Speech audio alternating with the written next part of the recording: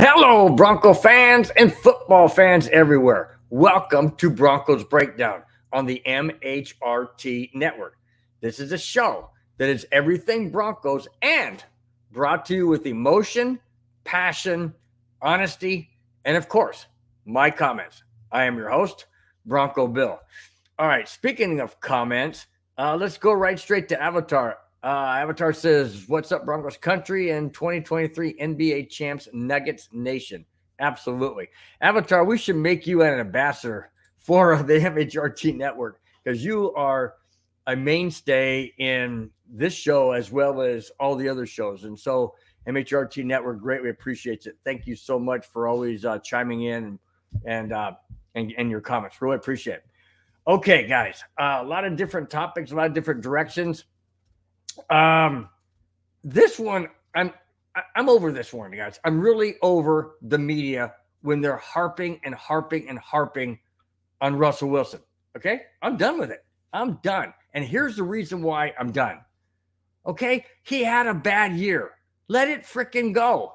Okay, let it go. Because what's happening is it's constant picking on what happened in the past. What happened in the past, he can't change that. That was a horrible coaching staff. Horrible coaching staff. Russell Wilson was put in a no-win situation. Period. Plain and simple.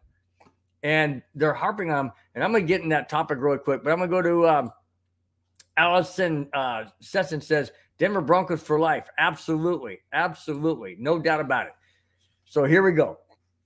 This is what upsets me. Pro Football Network. Come on. Pro Football Network, okay, has ranked the top quarterback power rankings in the NFL. Russell Wilson is ranked number 10, maybe 15. We're going down to 20. Nope. Number 28. Number 28.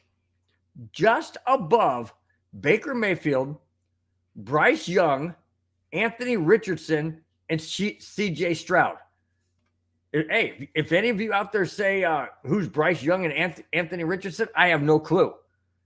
Because Russell Wilson shouldn't be that low.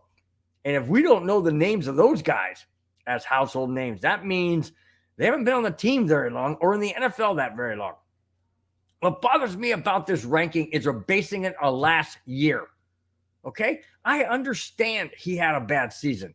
Okay? Let's get past it. Let's look at the reasons why he had a bad season. Play calling was horrific. Situations that Hackett put Russell Wilson in were pathetic. We didn't have an offensive line that could stop him, could hold out any pass rushers. It was, and we had injury after injury. Yes, injuries happen. Things do happen. But holy smokes, you can't put all the blame on Russell Wilson. You can't. In my opinion, Russell Wilson should be ranked higher than these three I'm going to mention. Listen to this. Tua, Garoppolo, and Jacoby Brissett are ranked in order. Tua, 9. Come on. Are you freaking kidding me? Tua, 9? Okay. Oh, he had a good year last year. So freaking what? My whole thing is go by the career. And I know that like any given sports, no matter what sport it is, you're just as good as your last game, or you're just as good as your last year. I get that. But holy cow, you got to look at the bigger picture, guys. You got to look at the bigger picture. Yes, Tua was in a better offensive system than Wilson was. Garoppolo, well, I mean, he got hurt in San Francisco, but then you have a great head coach in Clint Kubiak. So, of course, he's going to be in a better situation than Wilson because Wilson had Hackett. And Jacoby Brissett, really? Jacoby Brissett ranked 20th, 8 slots above Russell Wilson.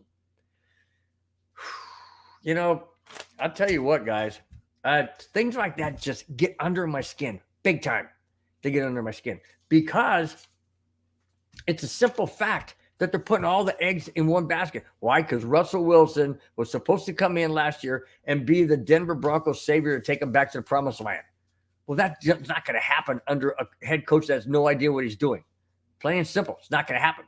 You watch, guys. Things will be much better this season under Sean Payton. And I'll get into that in a little bit later.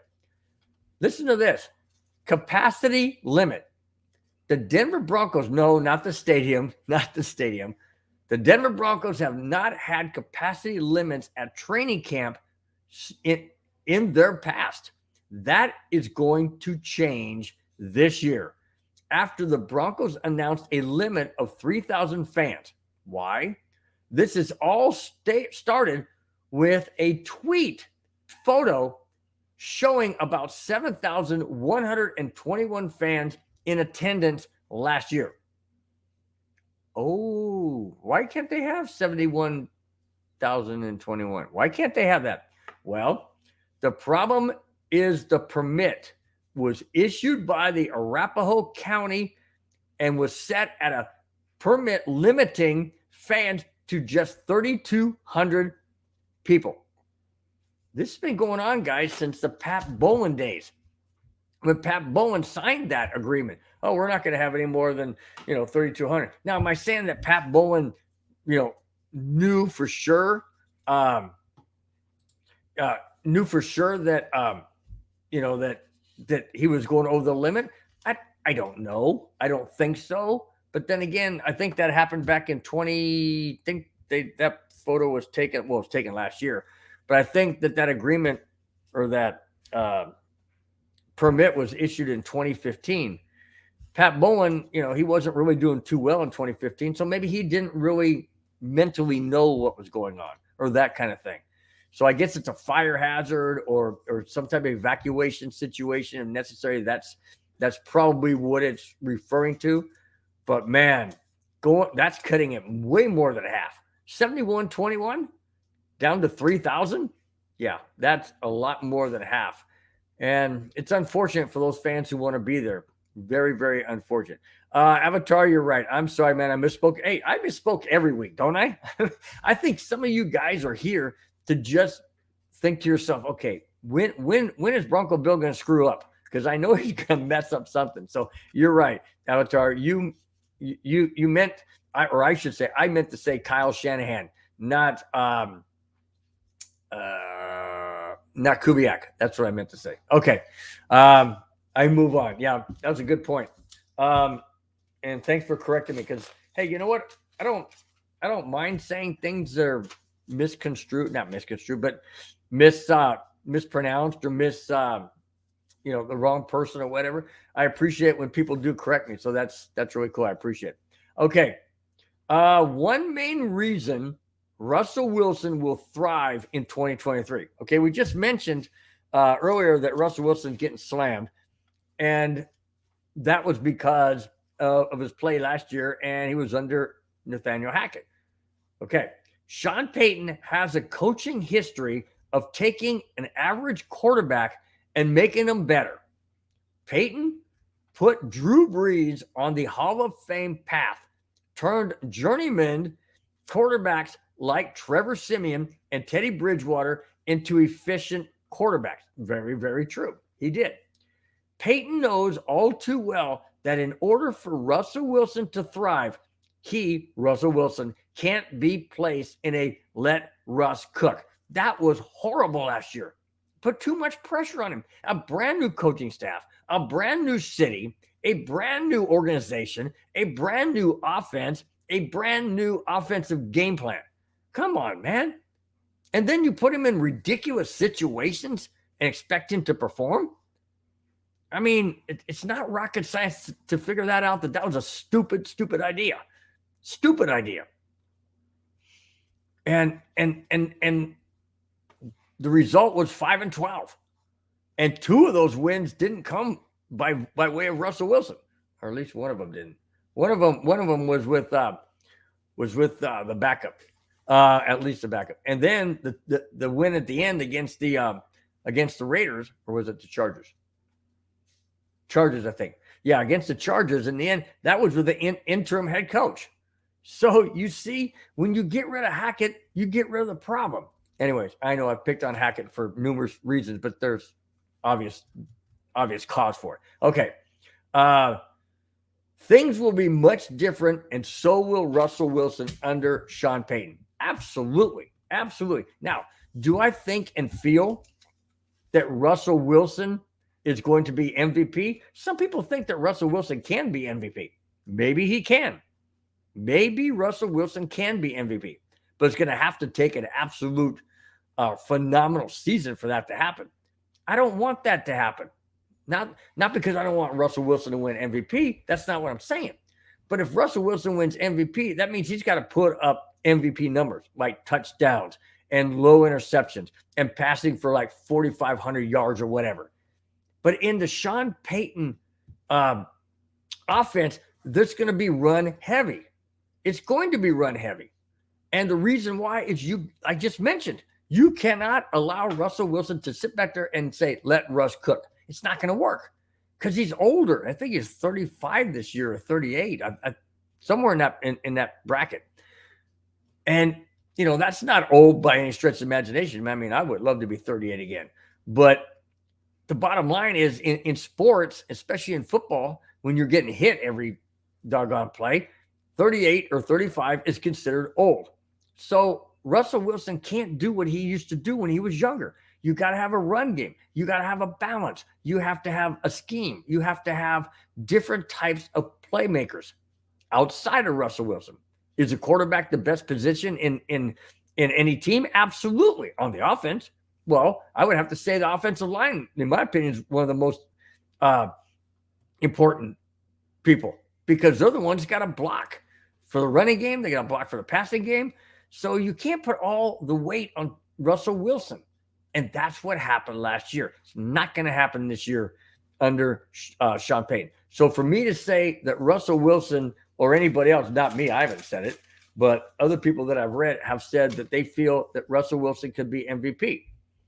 I don't think so. I don't think so. Not with the Sean Payton run offense. That's not going to happen. It's going to be a balanced offense. If it does happen and the Broncos end up scoring an average of 30, 35 points a game, great. I would love that. I don't see it. I see it being very methodical, very thought out by Sean Payton, and he's not going to put Russell Wilson in a situation where Russell Wilson is going to look like he did last year. I don't think that's going to happen. Absolutely not going to happen. That's why I think Russell Wilson will have a breakout year. And I mean by breakout, it's not breakout in the standpoint of what he was when he was younger, but standout, or I should say breakout, from the standpoint of bouncing back from last year, because that's not going to happen. Sean Payton is not going to allow Russell Wilson to go through another year like last year.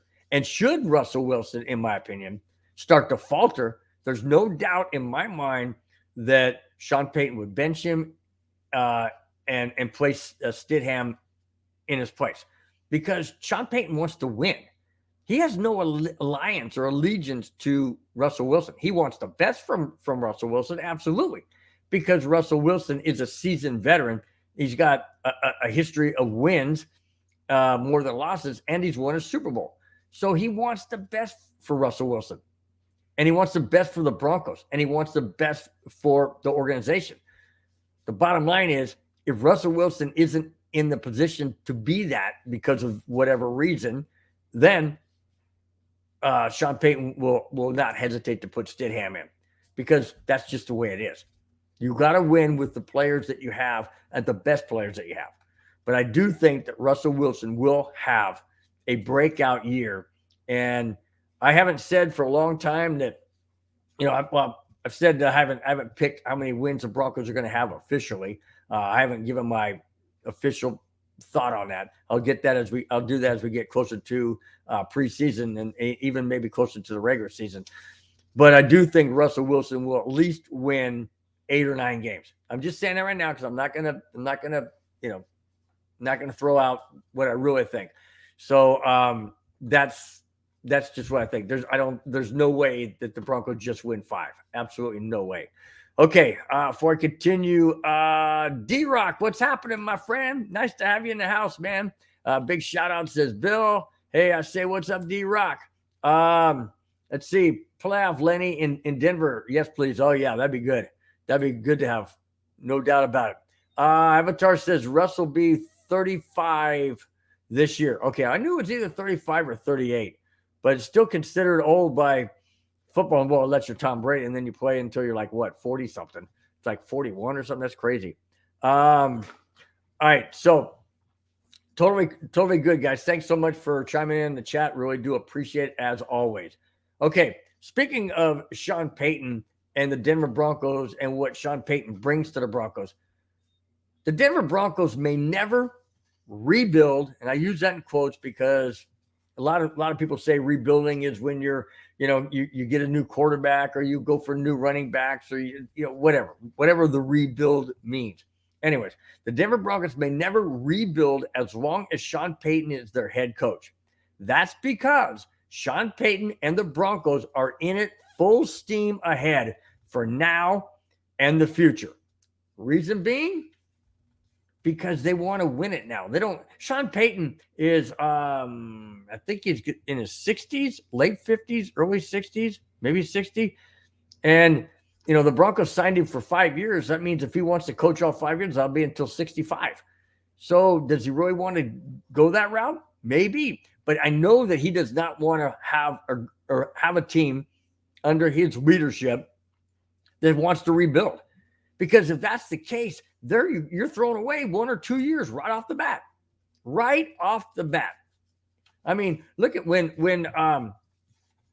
the Kansas City Chiefs drafted Patrick Mahomes, and he was a phenom coming out of college and just lit up the NFL like nobody's business, and still does it.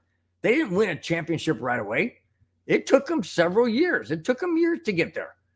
Sure, they were good. They're in the playoffs, but they didn't win the Super Bowl. Sean Payton wants to win the Super Bowl. And I'm not saying it's going to happen this year, because if it does, oh my gosh, that'd be a shock and a half to me. No doubt about it. But if the Broncos are not in a rebuild, that means they're focusing on now. They're focusing on the playoffs, and they're focusing on Super Bowls.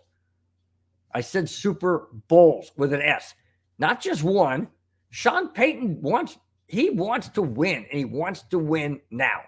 And that's why he's building the team the way he built it with his coaching staff and the draft picks and the players they've kept. All right, I continue. All of Payton's years in New Orleans, they were competitive year after year. Payton's winning percentage was 60% unless things truly turn sour. As long as Payton is a Broncos coach, rebuilding is very, very unlikely.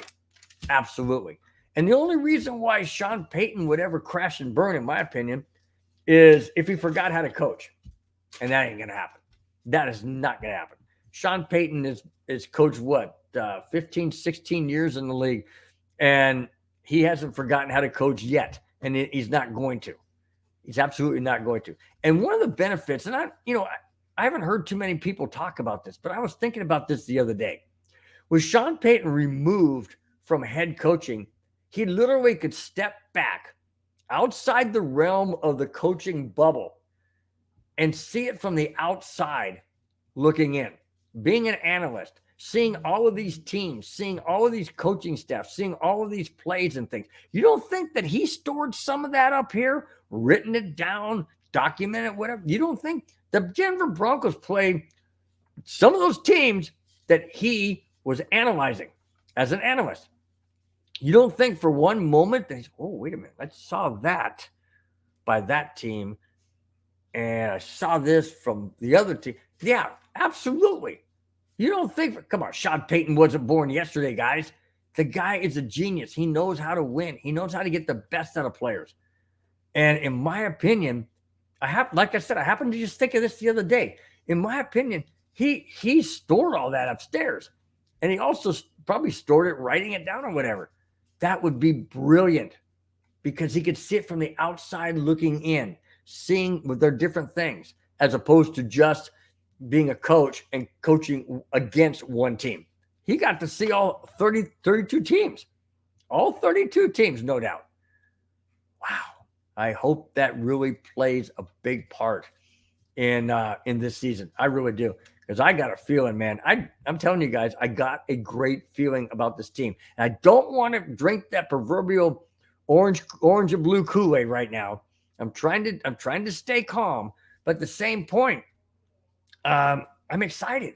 I'm excited, but I'm cautiously optimistic because I was way over the top last year with Hackett, and I don't want to get that way again.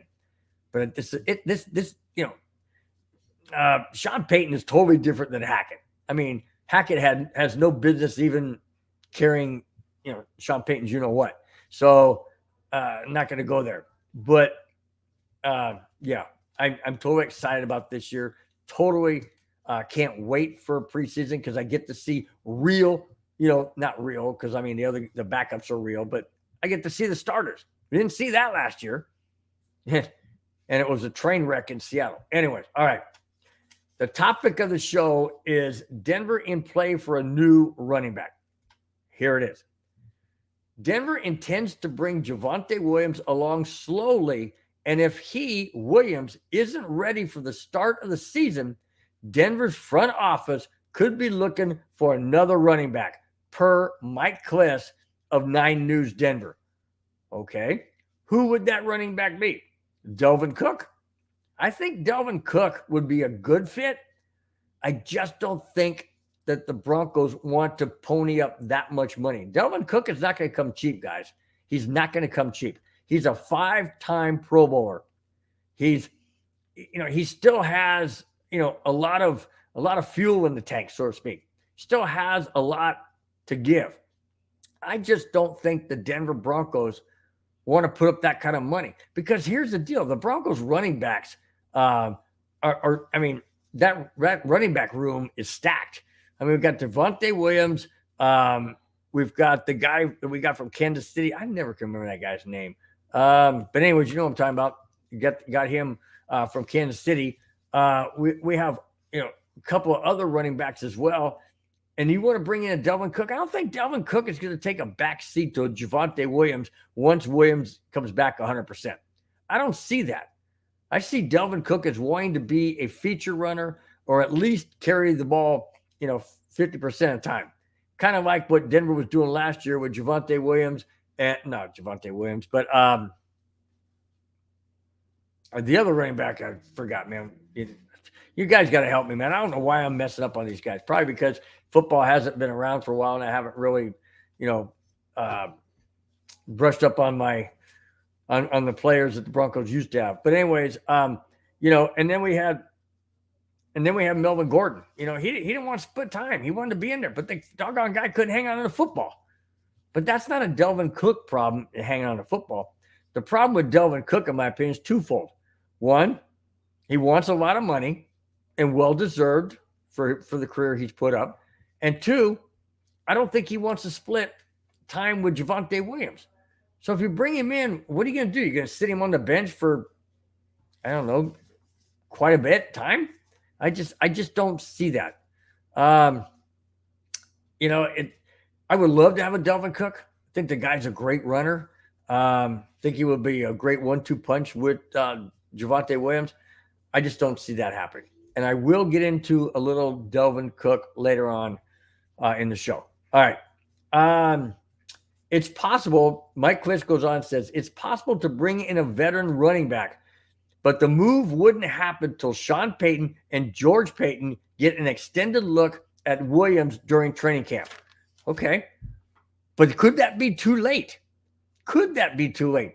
The picture on the front of the show for tonight on YouTube and YouTube, Twitter, and Facebook, I believe, it showed Leonard Fournette of the Tampa Bay Buccaneers. Now, I don't think he's a free agent, and I'm not sure the Broncos would want to trade because I don't know what Tampa Bay would want. They probably want very high compensation. I don't even know if he's trade bait. I don't even know if he's available to be traded. I guess anybody at any given time available, but what would you have to give up and what would you have to eat in salary cap? So, I don't think Leonard Fournette is going to be the person, but I could be totally wrong. I could be totally out in left field and have no clue because everything is so tight-lipped at Dove Valley. Why? Because Sean Payton wants it that. He wants it quiet. He doesn't want people out there to know what he's doing. kind of like George Payton. You remember when George Payton went out and got Russell Wilson? Everybody was talking about, oh, we're going to get Aaron Rodgers. We're getting Aaron Rodgers. Oh, yeah, Aaron Rodgers is coming because we got Hackett here. Didn't happen. Why didn't it happen? Various reasons. But but George Payton never let on that he was going after Hackett. He never let on that he was even going after Rodgers. It was Russell Wilson the entire time, as it turned out to be. Now, was that a second choice? I don't know. Possibly because we had Hackett at the time. I don't know. Would things have been different in Denver? Would we have won more games with Hackett and Rodgers? I don't know. We'll never know.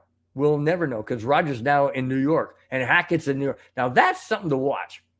Had Hackett been in Denver, Hackett wasn't Denver.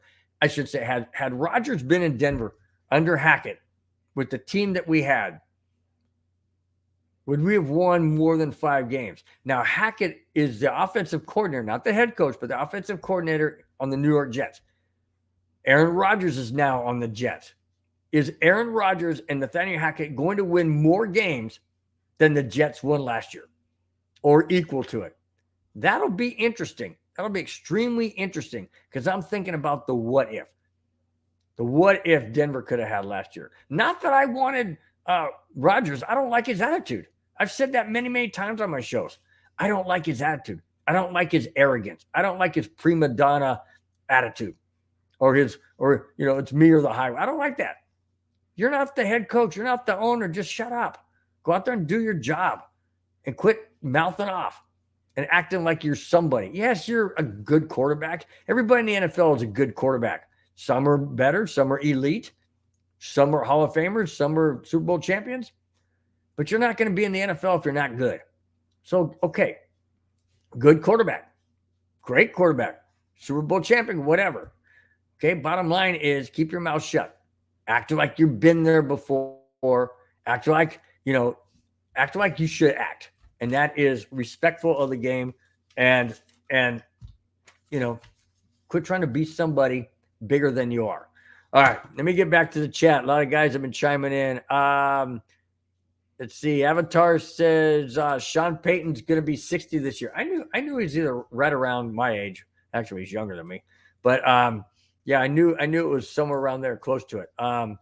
Hey, Bubba, what's happening, Bubba? Hey, Bubba, have you gotten married yet? Is that you? I think that was you getting married, wasn't it? God, it's been a long time, man. So, yeah, let me know, man. Let me know how things are going. Hey, David Burns, nice to have you in the house. Thanks for chiming in, bro. I appreciate it. David Burns says, I say Delvin Cook will be a good running back for the different Broncos or Zeke Elliott from the Cowboys. Zeke Elliott, that's a good one. I brought that up a couple of shows ago about Zeke Elliott. I don't know. I mean, I know he'd be a good fit. Obviously, Sean Payton's seen a lot of him, being in the NFC. But I just don't know if or what he's asking. He's a free agent, I'm assuming. Yeah, because they let him go. So I don't know. I don't know what asking price he wants. And again, you got the whole Javonte Williams issue. Would Zeke Elliott come in, like, say, on third down, short yardage? But then if that's the case, do you put a negative comment or a negative thought in Javonte Williams' head saying, well, I'm not good enough to be on those downs, or I'm not good enough to be in this particular package? You don't want to do that to a young player, young running back who has tremendous potential. Sure, he's coming off massive injury to his knee. We don't know how he's going to be and how he's going to perform when he's in full stride and in an actual game.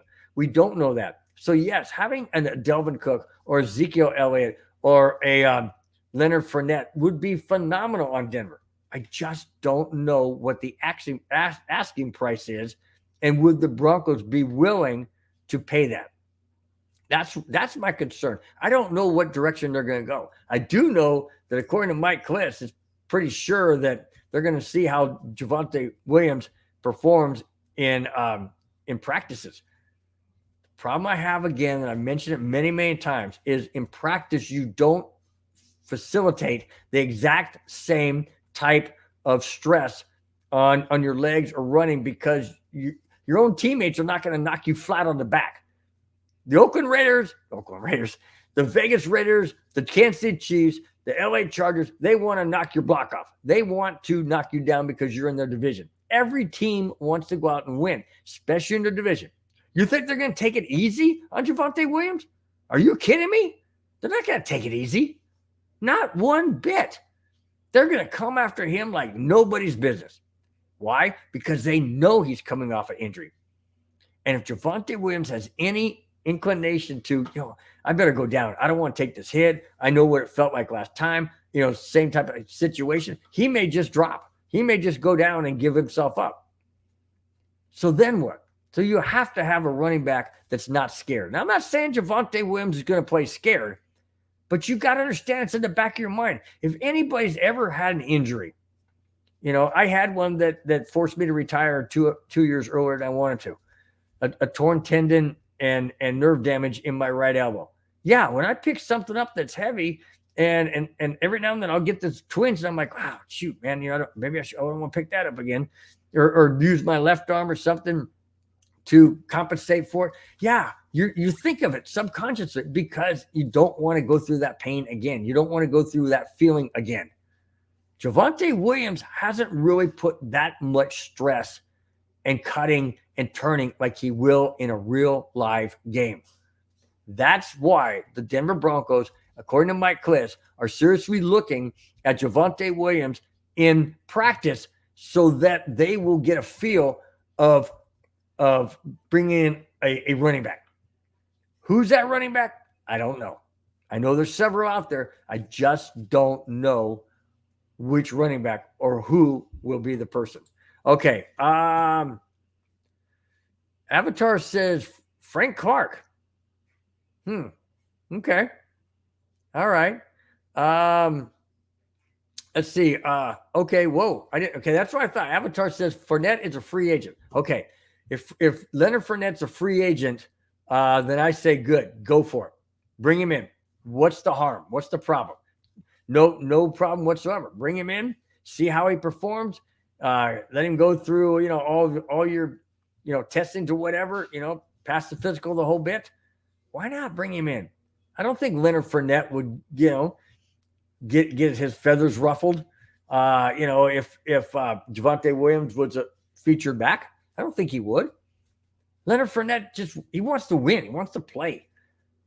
Yeah, good idea. Good idea. Yeah, see, that's one thing I didn't know, Avatar, is if he was a free agent. I tried to look it up right before the show, and I didn't come across. I was doing some other things as far as my notes and things, but thanks for pointing out. I really appreciate it.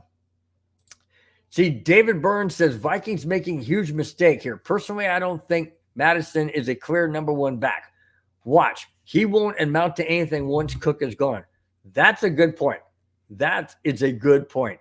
But you never know. Some of these guys, maybe they think, okay, hey, my competition, so to speak, is out of the way. And, I can just go out there and make something happen on my own and make a name for myself. So it could go either way. It could go where Delvin Cook pushed him because Delvin Cook was there and pushed him, so to speak, because, Madison knew that Cook was on the bench and right there ready to take over. Or with Cook out of the picture, he could say, hey, now it's mine, and I'm going to show everybody why I'm number one. Good point. Very, very good point, David. I really appreciate it. Bubba said not yet. All right. I forgot when it was, Bubba. I think you said it was so we're in July. So I think it was, towards the end of summer or first part of spring. Not too sure. But anyways, congratulations, Bubba, again on your impending marriage. Really appreciate it. Glad to know that. Okay, Bubba, go shoot. Bubba says, I got a question for me. Okay, go ahead, Bubba. Let me know what your question is, and I'll get to it. So go ahead and fire away. In the meantime, I'm going to switch over to David Burns, who says Javonte was trucking everyone in the league. Broncos didn't know how to use him. That's true. That is true. Coaching staff didn't know how to use him. That's for doggone sure. And And I don't know, maybe that contributed to his injury. But injuries can happen at freak moments. I mean, look at Terrell Davis. He tore his ACL after an interception. And he's going down to make the tackle. He just ended up, landing wrong, twisting his knee, and tore his ACL. It can happen. It can happen to anyone on any play at any given time. That's the bad part. Okay, speaking of running backs, speaking of Delvin Cook, is Delvin Cook going to the New York Jets? The New York Jets have shown legitimate interest in bringing in 4-time Pro Bowl running back Delvin Cook to pair with Breece Hall and company, per league sources. Now, league sources have knowledge of the situation, inside information. Wow. If that's the case, Delvin Cook will be playing for the enemy. And I don't mean the enemy of the Jets, because the Vikings are in the NFC and the Jets are in the AFC. No. I'm not talking about conferences. I'm talking about quarterback. Dalvin Cook played for the Minnesota Vikings in a division where the Vikings cannot stand the Packers. And now Packers don't have Aaron Rodgers. The New York Jets do. Would Delvin Cook go to the Jets and play for an Aaron Rodgers? I'm trying not to put words in his mouth, but I would assume he didn't like him. I'm assuming he didn't appreciate him. That would be completely obvious if you're a Viking fan or a Vikings player, and you're a Green Bay fan and Green Bay player, you're not going to like the Vikings, and the Vikings aren't going to like you. Period. Division rivals, hated rivals. And Delvin Cook could possibly be merging with the enemy.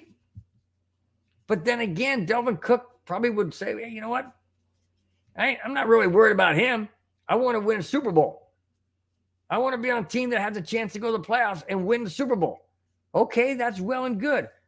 And sometimes you just got to put bygones be bygones, or sometimes you just got to bury the hatchet, so to speak. Wow, it just seems strange to see. If Delvin Cook dons the New York Jets green uniform, that is so close to Green Bay. And I know Green Bay's colors are kind of a yellowish color, but they also have green in it. So do the Jets. I don't know, man. I don't like seeing this. I don't, because I like Delvin Cook. I don't want him to go to the Jets. We got to play the Jets this year with Aaron Rodgers and a possible Delvin Cook. I don't want to see that. I don't want to see other teams that we play get better. And I dang sure don't like to see it when they cross over that proverbial line in the sand to go play with the enemy. I don't like it. Absolutely don't like it. I understand they do it because it's their career and they want to play on a winning team. And maybe it's the almighty dollar. Of course it is. And if the Jets are going to pony up whatever money Delvin Cook wants, he'll go there. And he'll just look a blind eye to Aaron Rodgers if he has to. He doesn't have to be buddy-buddy to him.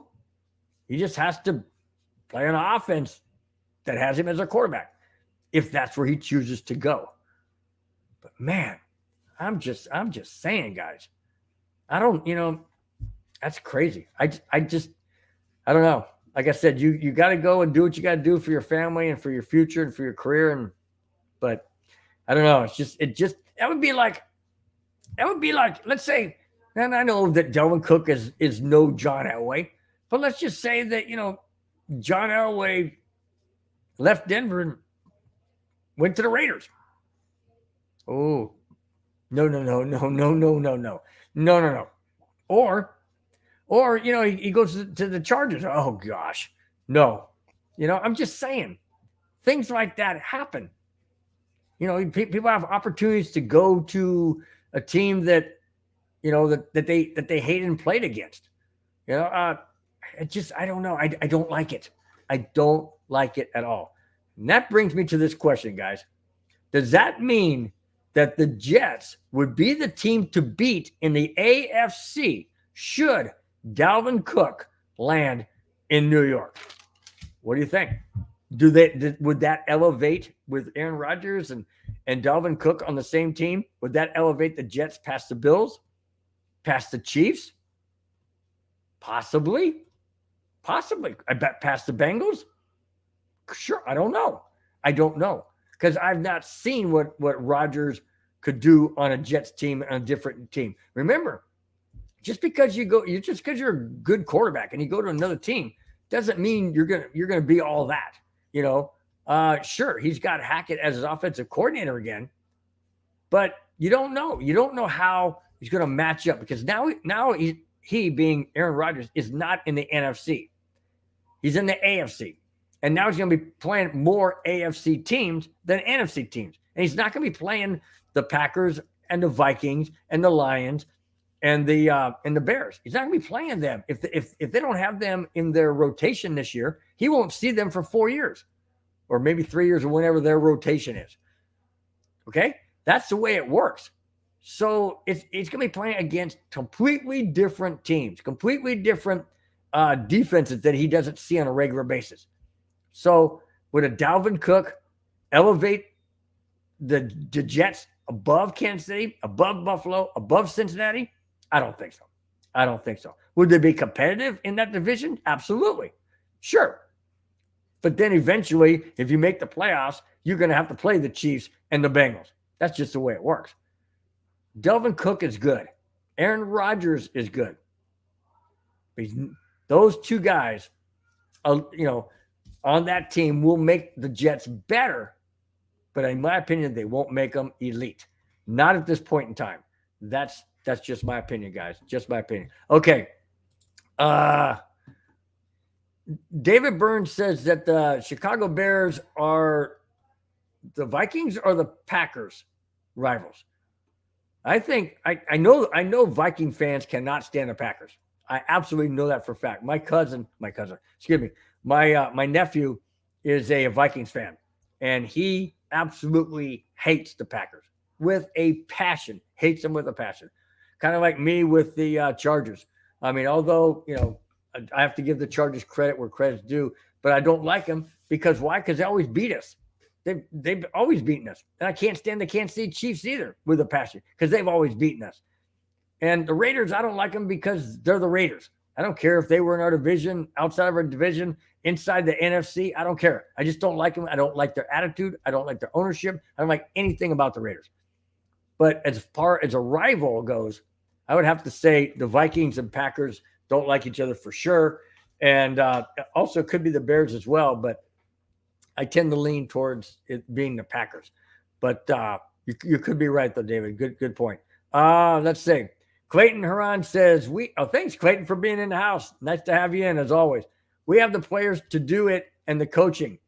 And you in the chat, thoughts on no-fly zone again. I say, oh, yeah, baby. We have shutdown corners, great safeties, which we can bring them down to man-to-man as well, and speedy linebackers. What are my thoughts? What are your thoughts too, guys? Okay, I say no-fly zone.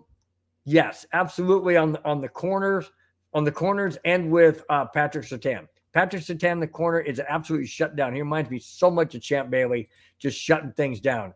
Then you have Justin Simmons as a safety, and he doesn't have to worry about being on the side of Patrick Surtain the second. He can just play in the middle and just go over to the other corner, and just help out there. So, of course, occasionally he's going to go over the top of, Patrick Surtain if the defender or receiver gets past him. But, that's, in my opinion, few and far between. Surtain is an absolute shutdown. Fly zone part 2. You know what, guys? Let's see how it develops. Let's see how it develops. I mean, we didn't see the no-fly zone right out of the gate. It took development over, a couple of games and stuff, but then we started to see a trend where there was a shutdown defense. So yes, I do think that there's a possibility this could be no-fly zone part 2. Absolutely. I just want to give it a little bit of time to see how they work with the new defensive coordinator that really knows what he's doing. And as well as Sean Payton and his scheme and how he wants to run things. But that's a very, very good question, Clayton. Very good question. Okay. Clayton Huron says, and we're going to blitz a lot more and pressure the quarterback. Absolutely. Absolutely. That was missed a lot last year.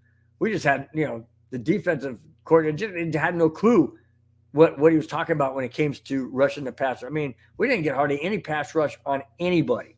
And I'm talking about statues back there, man. There were some statue quarterbacks back there we couldn't even get to. And they had all day and a half to throw the ball or look what they wanted to do. We just got schooled, man. Big time schooled. Okay, so David Burns says getting Cook on a 1-year deal would make a lot of sense, and he got to put more money on him with the Jets. That's the problem. I just think that the Jets are going to pony up whatever they can to get a Dalvin Cook. I really do. And I'm not sure that Dalvin Cook would want to go on a 1-year rental system, so to speak. I think Dalvin Cook would want to be on a team, 2 or 3 year contract. Maybe,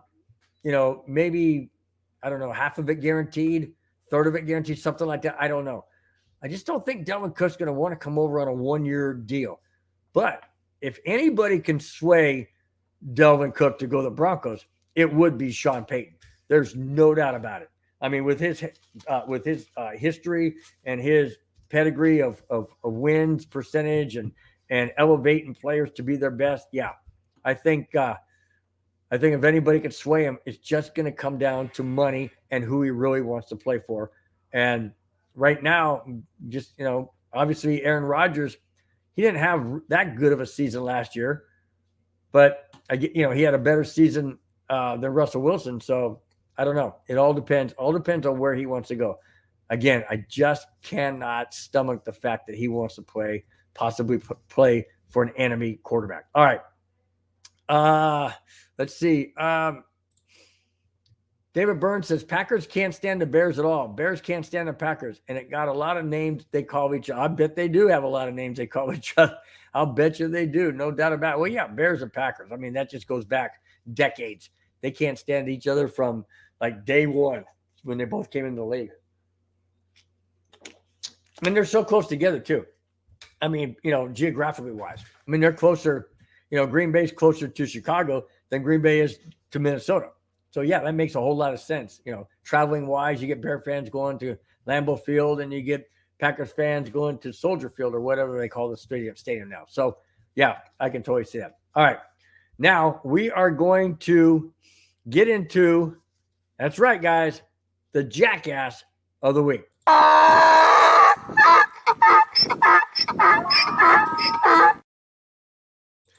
Okay, guys, the jackass of the week is, I could have gone a different direction. It was a baseball player, but I didn't get too much information I couldn't find too much information as to why this particular person was suspended for the rest of the baseball season. He's a pitcher for the Yankees. Apparently, it was a domestic incident.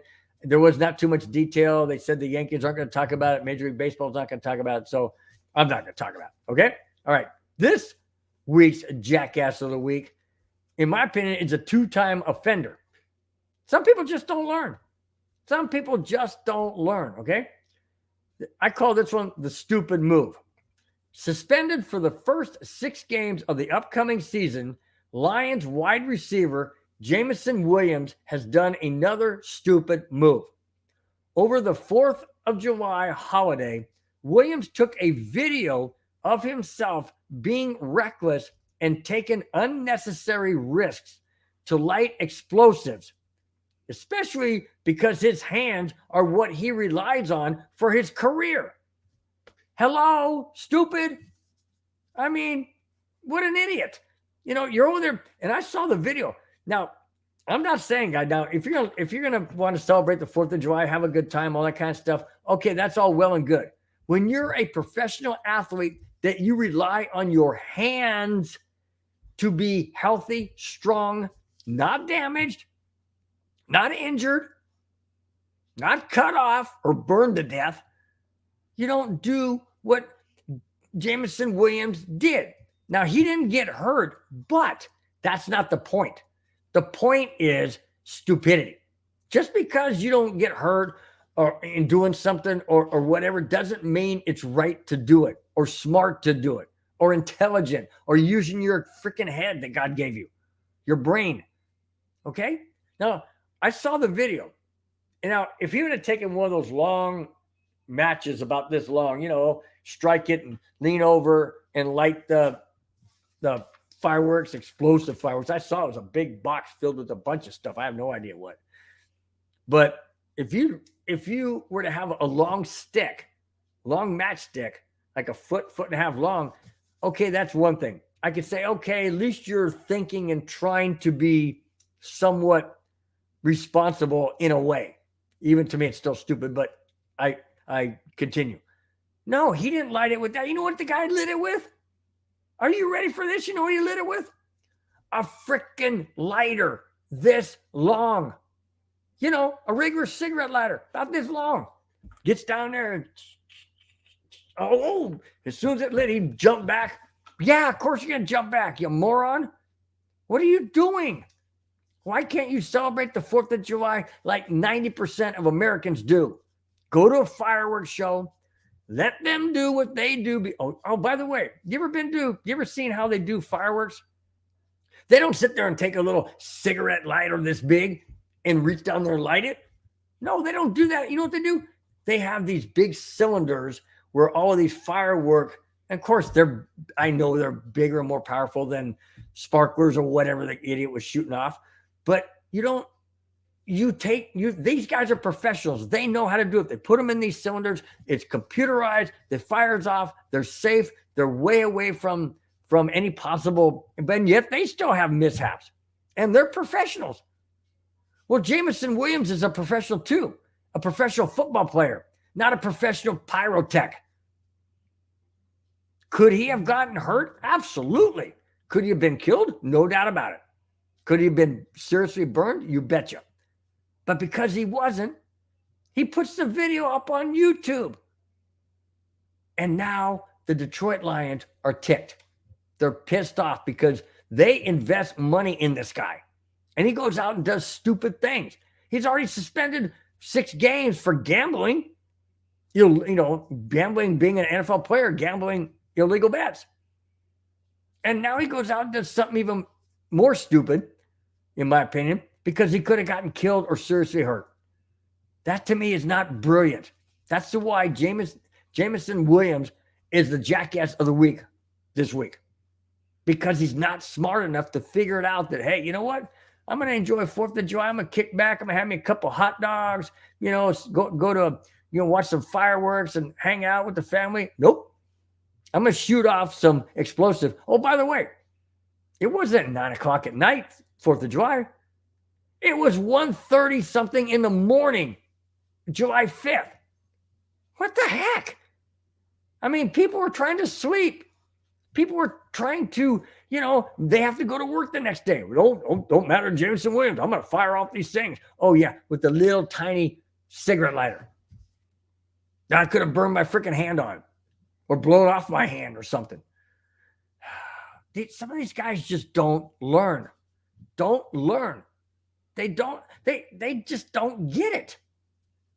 I mean, they're smart enough and athletic enough to be football player, but ain't smart enough to be, have common sense or realize that, hey, you know what? Maybe that's not a good idea.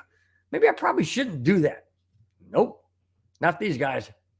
They think nothing will happen to them. Well, let me tell you what did happen to a football player when he tried to light explosives on a 4th of July. Here it is. Fortunately, Williams didn't get injured, but remember back in 2015, July 4th, Jason Pierre-Paul suffered a serious hand injury and had part of his hand amputated. That's what I'm saying.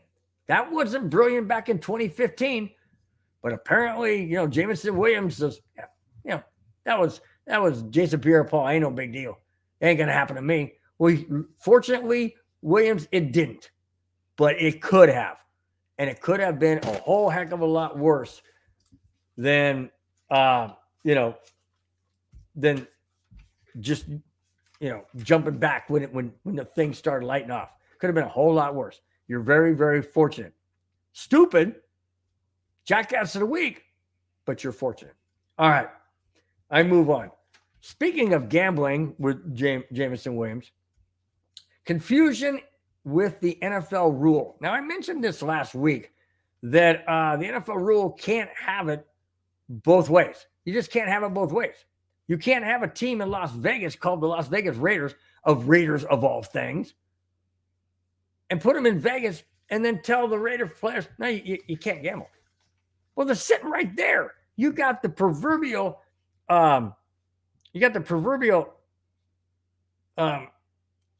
items right there in front of you, no matter where you go, the store, the restaurant, gas station, whatever.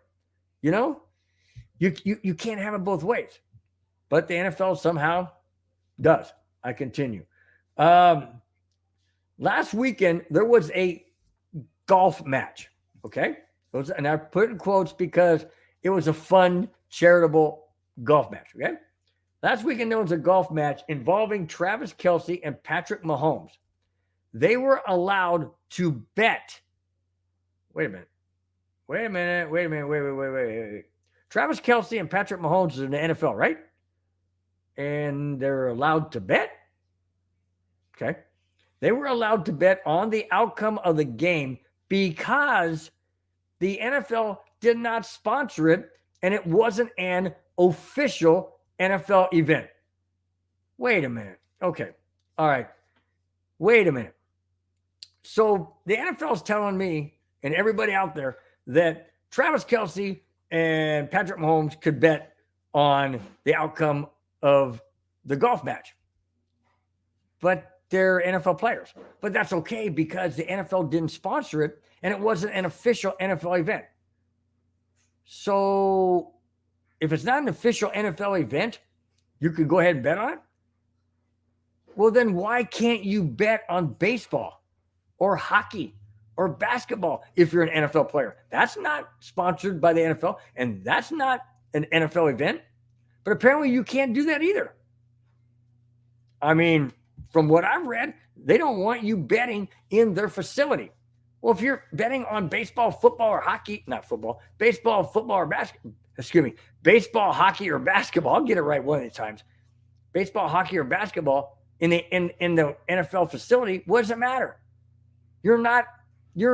See, this is so confusing. The NFL has totally screwed this up. And there is no wonder why players get all jacked up and why players do things that they go, well, hey, I didn't know.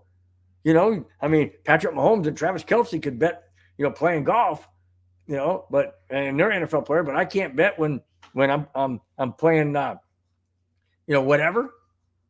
I don't get it. It's such a fine line that the NFL is blending it into a gray area. And you can't have it gray. It has to be black and white. It just doesn't make any sense to me. I continue. So players were allowed to bet on it. The league informed Pro Football Talk that it was okay. So, like I said, no wonder these guys get screwed up. And yes, I understand. I read the 6 NFL rules that says, no betting, no betting on football, period. No betting in this facility on football. No betting on this. No, whatever. The list I still got the list, but I put it away.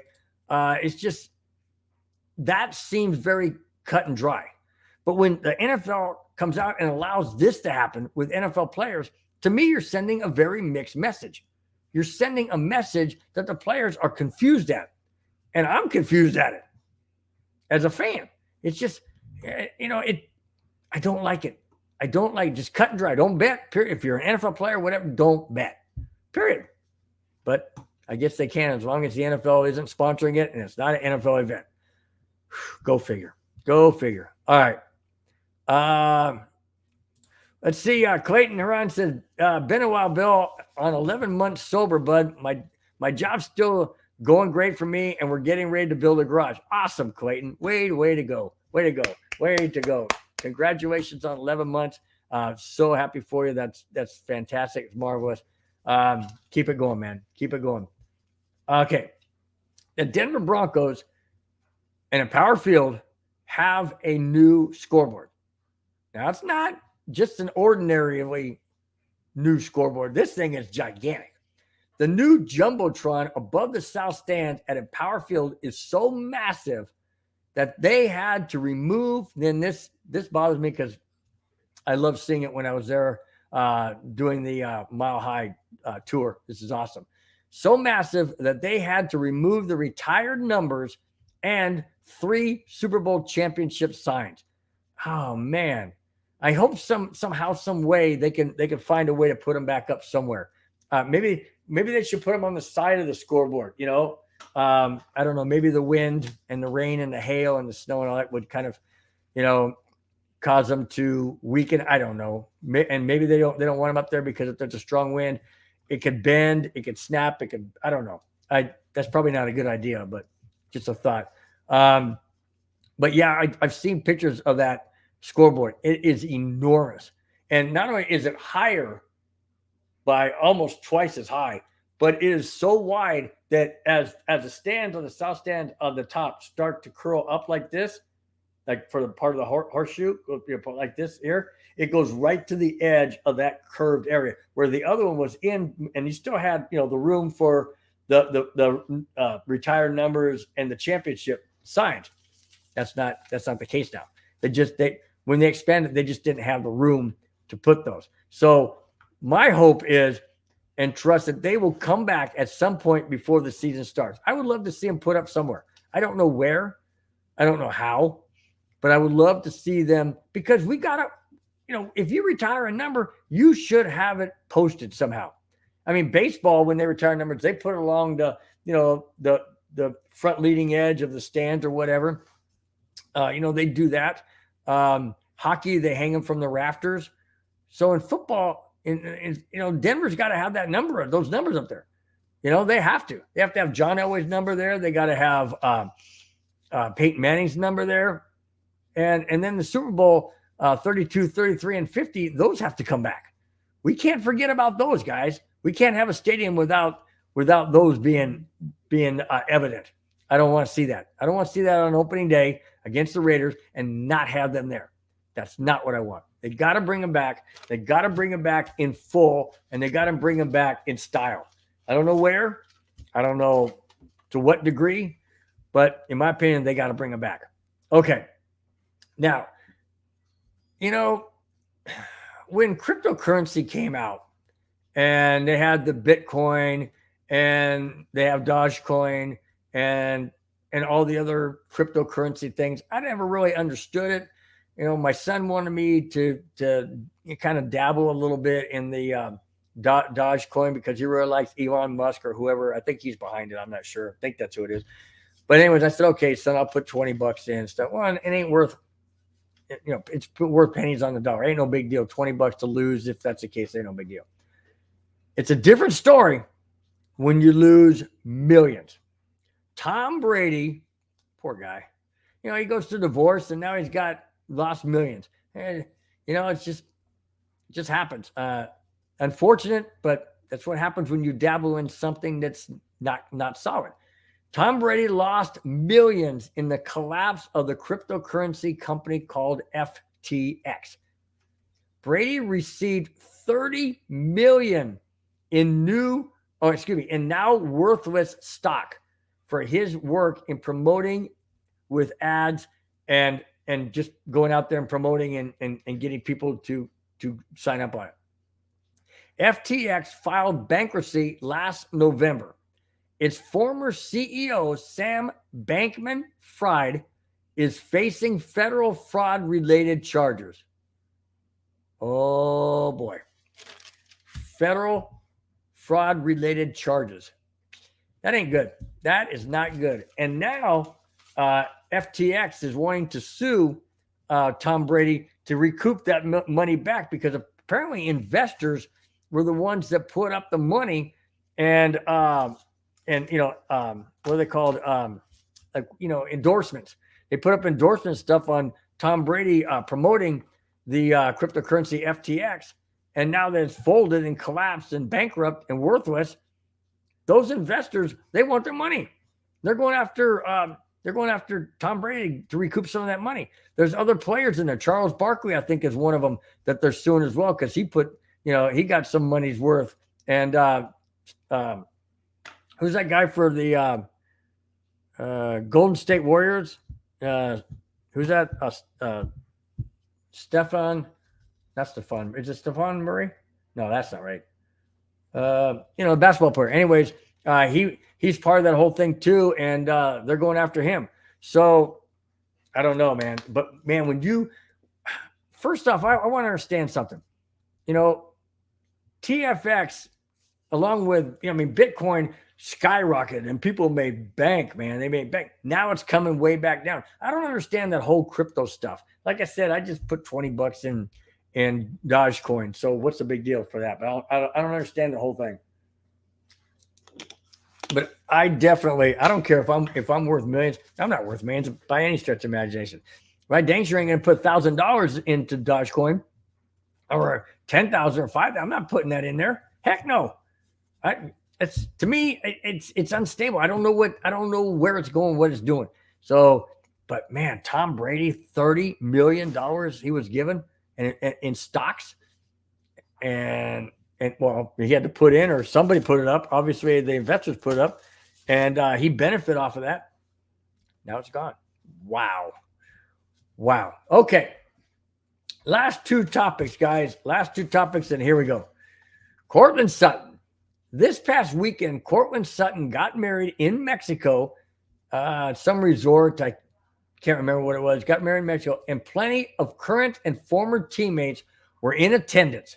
They were former Broncos Von Miller, Bradley Chubb, and Brandon McManus. Now, that tells me that there's a great bond between all four of them. Miller, Chubb, McManus, and Sutton. That's great. That's awesome that they can keep that friendship and appreciation for each other. And then, invite them to your wedding. I think that's phenomenal. Absolutely. Current players were Jerry Jeudy, Surtain II, Russell Wilson and Sierra, Tim Patrick, KJ Hamler, and others. But one former Broncos player was upset because he wasn't invited to the wedding. Who was that player? Melvin Gordon.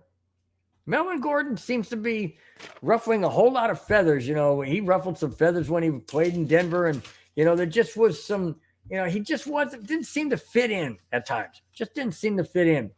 And because he wasn't invited to the wedding, Gordon felt snubbed by Courtland Sutton. And do I think rightfully so? No, not at all. I mean, it's your wedding, man. You can invite who you want.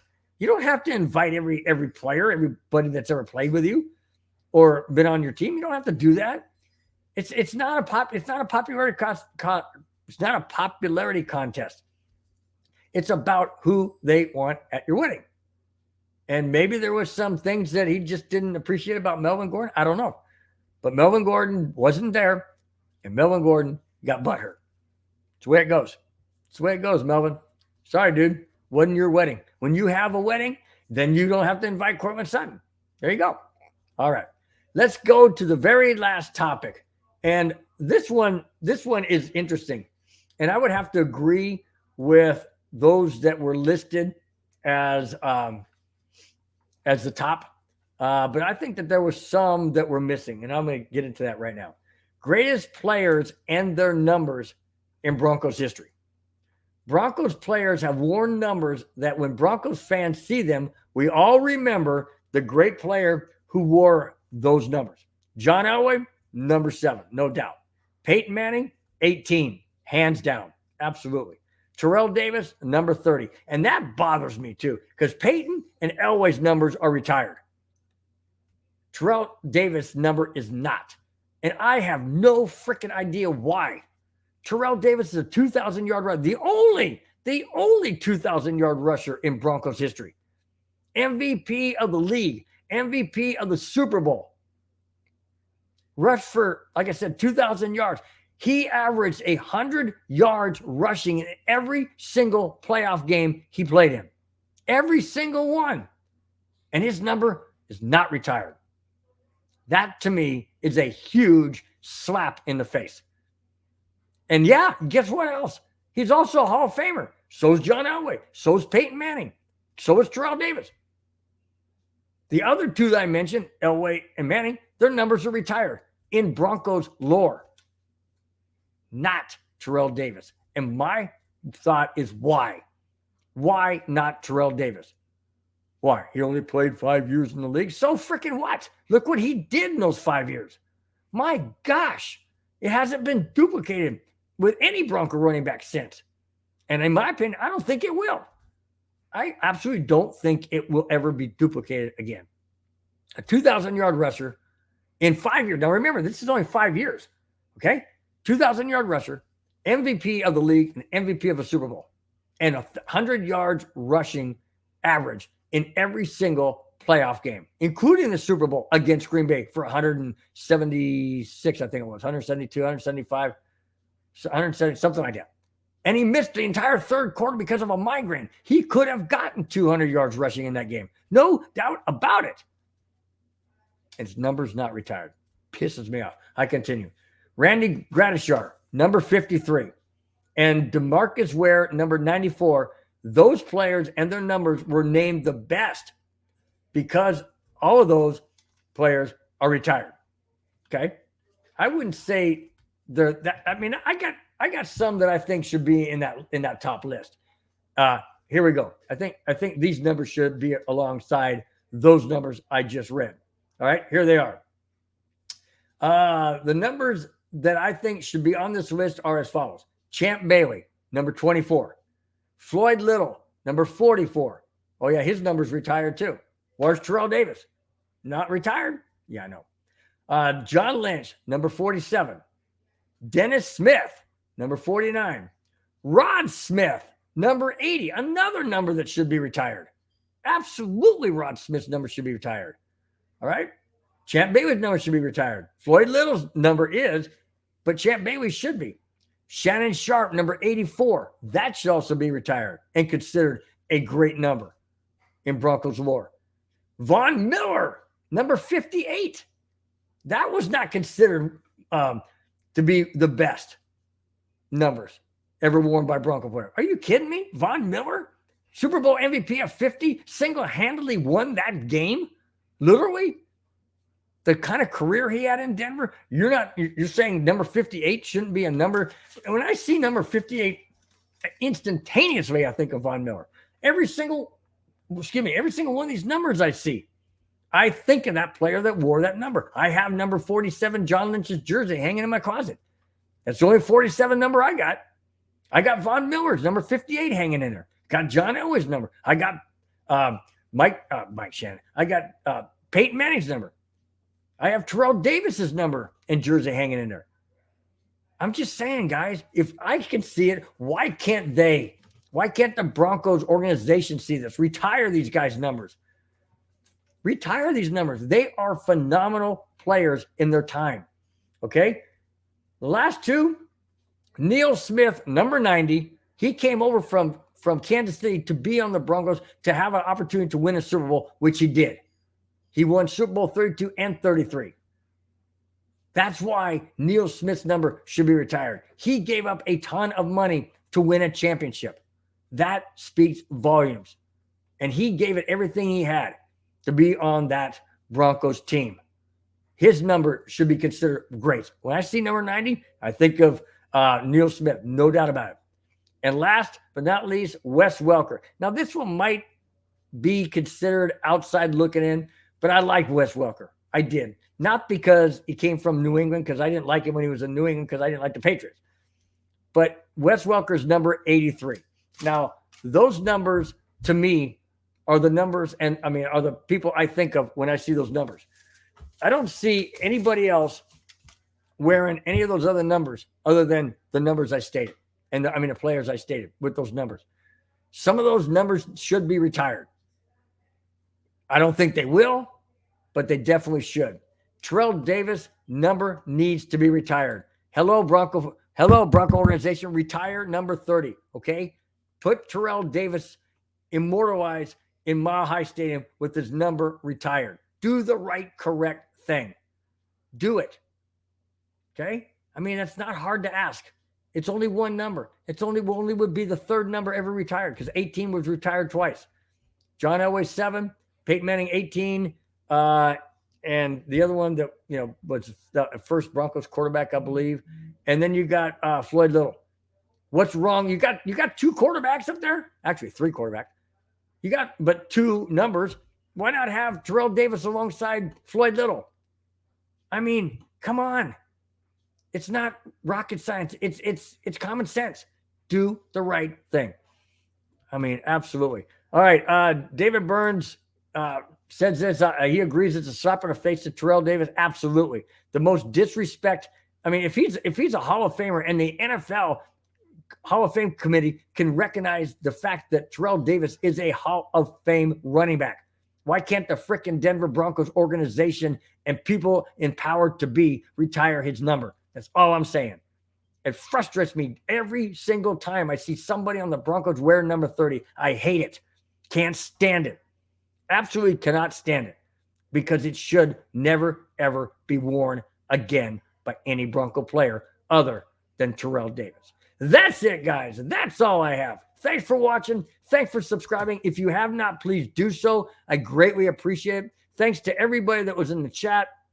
As always, I give a shout out to everybody because if it's not you guys in the chat, this show would not be what it is. And I owe it all to you guys for being in there, for your comments, for your support. And I'm just going to go down the list. Avatar, Allison Sessions, D-Rock, David Burns, Bubba Gonzalez. Thanks, you guys. Clayton Huron. Thank you for all you guys being in the chat. As always, it means a tremendous amount to me and to the network. But for this show, I greatly, greatly appreciate it. You guys are the backbone of this show. I'm just bringing you topics, commenting on the topics, and then, appreciating you guys in there with your comments and your questions and all of that. Guys, the show is Monday through Friday. I'm not going to go over them all that much. Just you got the, all the basics. You've got the, the Avalanche podcast on Monday. You got the 5280 on Tuesday. No nonsense and whiskey following them. Wednesday is the Wild Wild West. You got the Orange and Brews, that show. And then you have my show on Friday, 5 p.m. live every single Friday. I bring you the topics and I bring you the emotion and the passion. I just appreciate it.